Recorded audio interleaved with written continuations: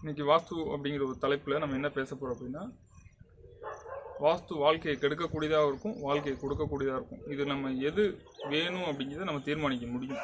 நம்ம வாழ்க்கையை நம்ம தீர்மானிச்சுக்கிட முடியும். நம்மளுடைய வரக்கூடிய சந்ததியினுடைய தலையெழுத்தையும் நம்ம உருவாக்க முடியும் அந்த இடத்துல அதுக்கு தான் நம்ம என்ன சொல்கிறோன்னா, இதனுடைய அடிப்படை புரிதல் வேணும். வாஸ்து எதில் அடிப்படையாக செயல்படுதுன்னா, மேடு பள்ளங்களை அடிப்படையாக கொண்டு செயல்படுது. அதை செயல்படுத்துகிற இடத்துல அந்த இடத்துல நம்ம என்ன கவனிக்க வேண்டியிருக்கு அப்படின்னா, அந்த இடத்துல திசைகள் என்ன இருக்குது, கோணங்கள் என்ன இருக்குது, அளவுகள் என்ன இருக்குது, இதுங்கிறது முக்கியமான விஷயம். இதுக்கு நம்ம டூலாக பயன்படுத்துறது காம்பஸ், டேப் அப்படிங்கிற ஒரு விஷயம். இதெல்லாம் நம்ம கவனித்து அந்த இடத்துல பிளான் பண்ணால் சரியாக இருக்கும். இது 3 நிலைகளில் ஒர்க் ஆகுது. சரௌண்டிங், சைட்டுக்குள்ளே பில்டிங் லொக்கேஷன், பில்டிங்குள்ளே இருக்கிற விஷயம், பில்டிங்குள்ளே எந்தெந்த அறைகள் எந்த பகுதிக்குள்ளே வரணும், ப்ளஸ் கூடுதலாக பொருட்கள் வைக்கிறதையும் வாஸ்துங்கிறது இருக்குது. பொருட்கள் வைக்கிறதுல வாஸ்து இருக்குன்னா என்ன கவனிக்கணும்னா, அப்போ அந்த பொருள் வெயிட்டாக இருக்கா இல்லையா, அப்போ வெயிட்டான பொருட்கள்லாம் எந்த பகுதியெலாம் வரணும் அப்படிங்கிற ஒரு நிலை இருக்குது.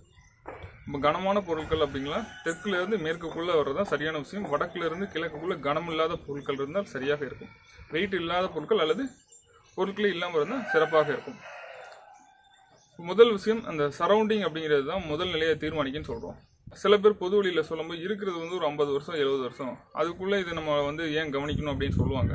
பட் நம்ம 5 வருஷம் இருந்தாலும் 50 வருஷம் இருந்தாலும் நம்ம இருக்கிற காலம் நம்ம சுகமாக இருக்கோமா, வழியோடு அனுபவிச்சு இந்த உலகத்தை விட்டு போகிறோமா அப்படிங்கிற நிலை இருக்குது. இப்போ வாழ்க்கையில் நம்ம ஒரு சுகமான நிலையில் இருந்து இந்த நிலையை கடந்து போகணும் அப்படிங்கிற நிலை இருக்கு இல்லையா. எல்லாருமே அதை தான் விரும்புவோம்.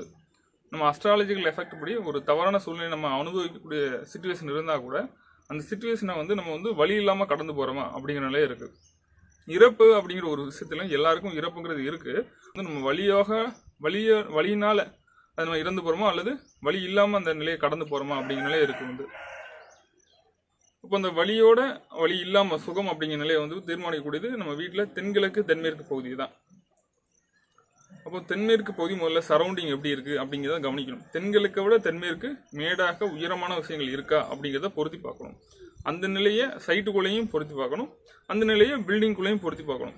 தென்கிழக்கு தென்மேற்கு மட்டும்தான் அது கம்பேரிசனாக வச்சுருக்கு. இப்போ சரௌண்டிங்கில் தென்கிழக்கை விட தென்மேற்கு மேடாக இருக்கணும், தென்கிழக்கை விட தென்மேற்கு ஏரியா கம்மியாக இருக்கணும். இது சரௌண்டிங். சைட்டுக்குள்ளே அப்படிங்கும்போது கோணங்கள், சைட் அப்படிங்கிறது உங்களுக்கு ஏரியா வைஸ் அப்படிங்கிற இதாகும், எல்கையை உருவாக்கும். இப்போ தென்கிழக்கு தென்மேற்கு அப்படின்னு பார்க்கும்போது தென்கிழக்கு அந்த கோணங்கள் அப்படிங்கிறது பெர்ஃபெக்டாக 90 இருக்கணும் அல்லது 90+ இருக்கலாம்.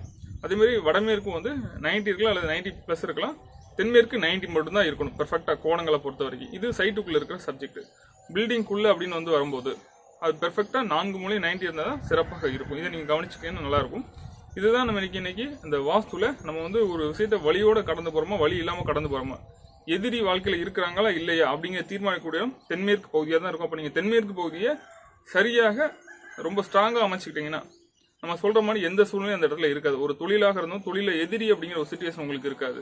எல்லாமே தென்மேற்கு தான் தீர்மானிக்கக்கூடியதாக இருக்கும். உங்கள் தொழிலில் நீங்கள் தான் மோனோபோலி நம்பர் 1 அப்படிங்கிற ஒரு கிங் அப்படிங்கிற மாதிரி ஒரு சிச்சுவேஷன் உருவாக்குறது தென்மேற்கு தான். அதை நீங்கள் தெளிவாக என்ன மாதிரியான அமைப்பில் இருக்கணும் அப்படிங்கிறத பார்த்து பண்ணும்போது சரியாக இருக்கும் நண்பர்களே.